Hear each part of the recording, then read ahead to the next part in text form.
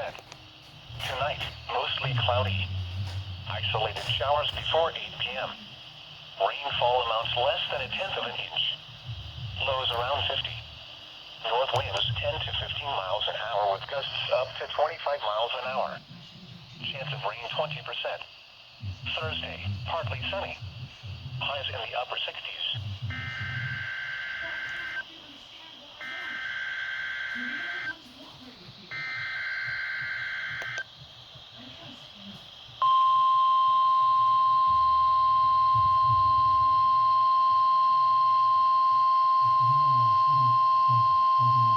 This is the National Weather Service Office in State College, Pennsylvania. The tones you just heard were a test of the specific area message encoding and tone alert systems. During dangerous weather events, NOAA weather radio receivers can be activated by these systems. A message with information about a watch or warning would follow.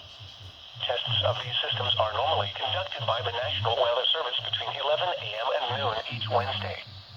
If there is a threat of severe weather, the test may be postponed until the next good weather day. Repeating, this was a test of the specific area message encoding and tone alert systems.